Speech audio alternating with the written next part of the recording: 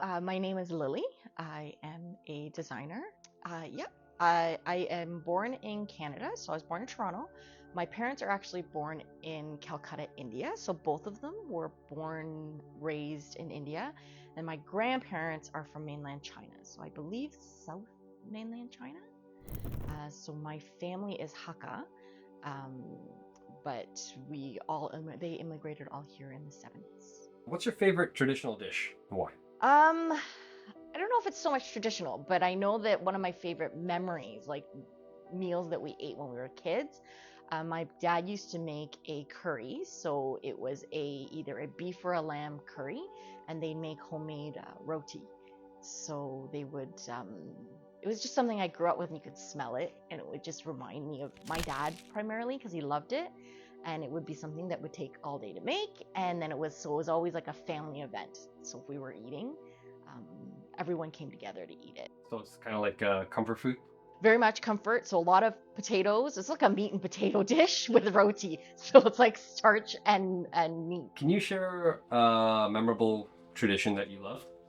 Uh, we didn't have too many. Not that we've really kept.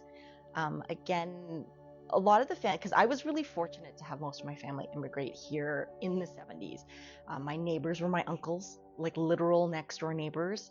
Uh, so all four of them lived on the street. So something we would do is usually around Chinese New Year or the Moon Festival, we would get together and we would either make dumplings or again the roti, the curry. We would cook together. So the big one was I used to wrap spring rolls with my mom, and we'd make almond cookies. So that was the biggest tradition all through being little until we grew up and had our own families. We did that every year, get together and kind of cook together. What's one misconception about your heritage that you'd like to debunk?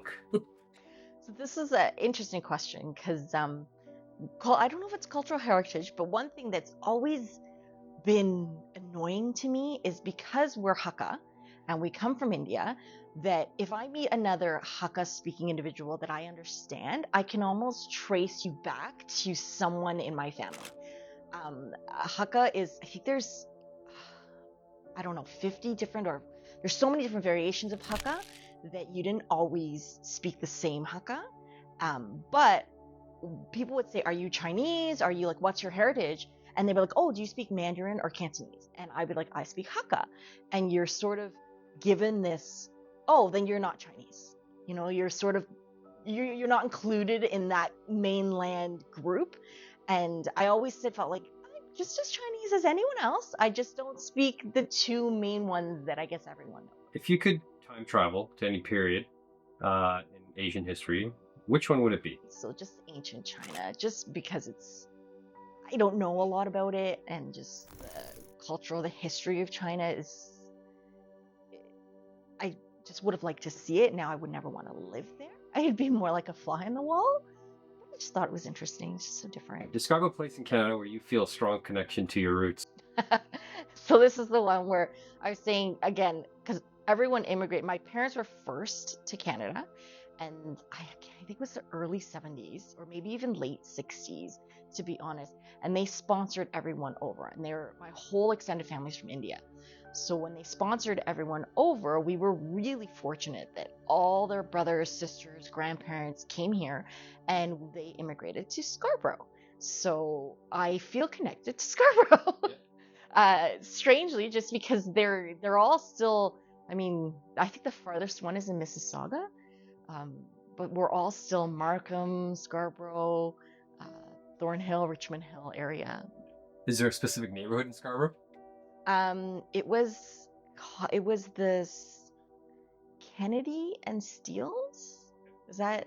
I don't know if it was a certain neighborhood, but that's just where they all ended up living. What traditions from your heritage do you want to pass on to your family?